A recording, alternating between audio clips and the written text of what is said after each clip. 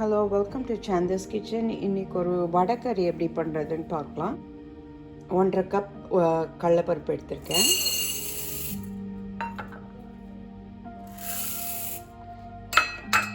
இதை நல்லா கழுவிட்டு ஊற வச்சுக்கலாம் ஒரு 1.5 மணி நேரம். அப்புறம் எப்படி பண்ணுறதுன்னு பார்க்கலாம் வடைக்கறி.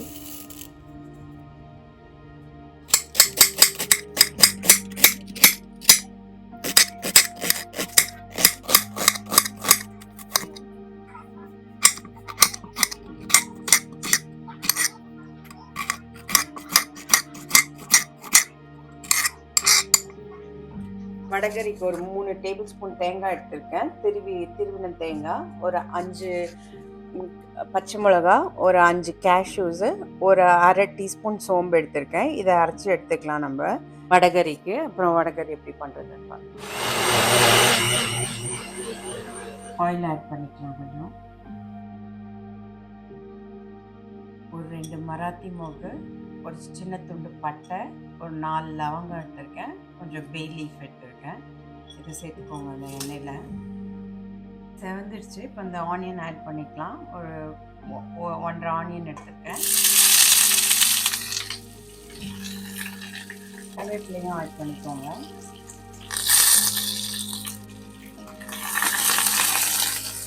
ஒரு 2 பச்சை மிளகாய் நசுக்கி வச்சுருக்கேன், அதையும் ஆட் பண்ணிக்கலாம்.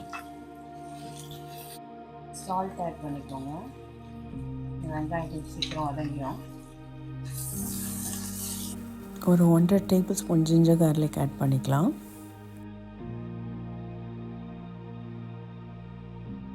இந்த இஞ்சி பூண்டு ரா ஸ்மெல்லாம் போயிடுச்சு. இப்போ நம்ம ஒரு பெரிய தக்காளி நறுக்கினதை ஆட் பண்ணிக்கலாம்.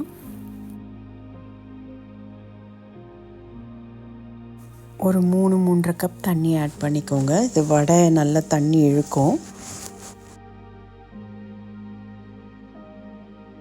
ஒரு 2 டேபிள் ஸ்பூன் குழம்பு மிளகாத்தூள் ஆட் பண்ணிக்கலாம்.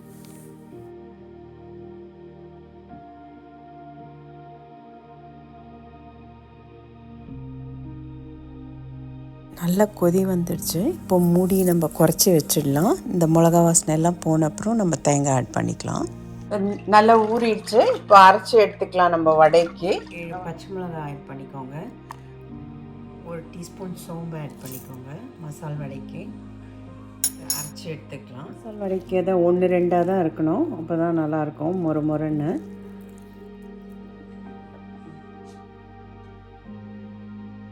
கொத்தமல்லி போட்டிருக்கேன், ஜிஞ்சர் கார்லிக், ஆனியன், கருவேப்பிலை எல்லாத்தையும் மிக்ஸ் பண்ணி உப்பு சேர்த்துக்கோங்க.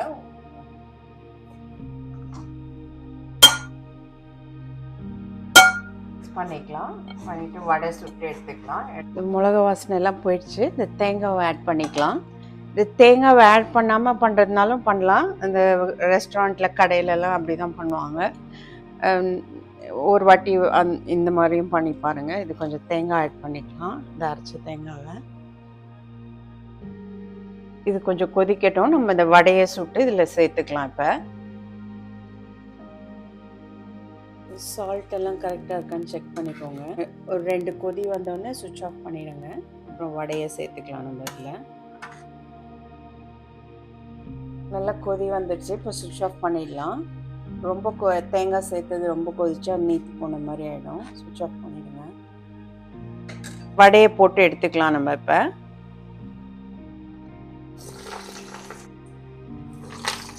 இது குழம்புல தான் போட போகிறோம், இந்த வடைக்கறியில் தான். அதனால கொஞ்சம் பெருசாக கூட போடலாம் நீங்கள் வடையை.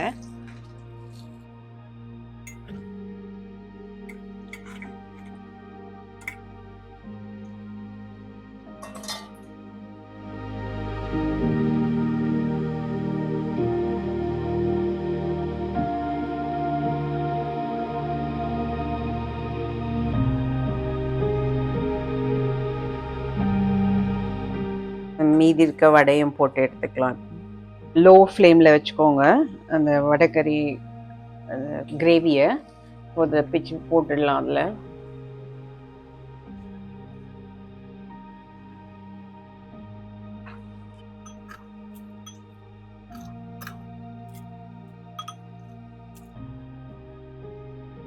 சேர்த்துற போகிறேன் நான். குழம்புல.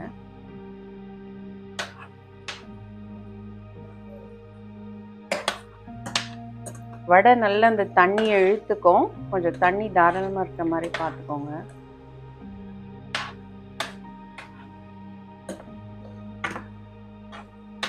கொஞ்சம் நல்லா கொதிக்கட்டும்.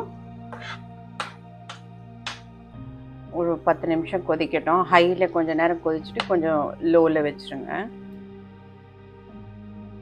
நடுவில் ஒரு வாட்டி கலரி விட்டுக்கோங்க.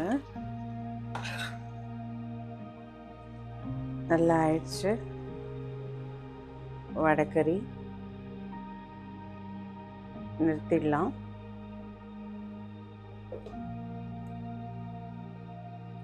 தோசை ஊற்றி எடுத்துக்கலாம் நம்ம.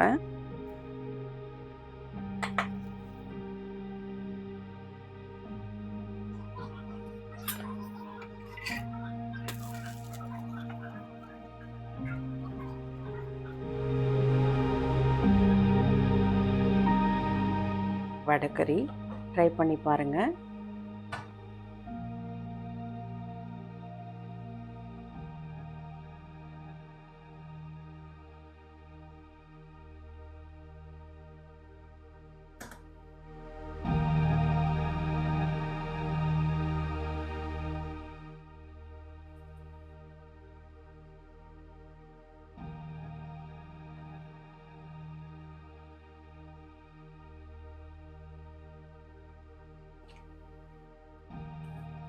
Nice.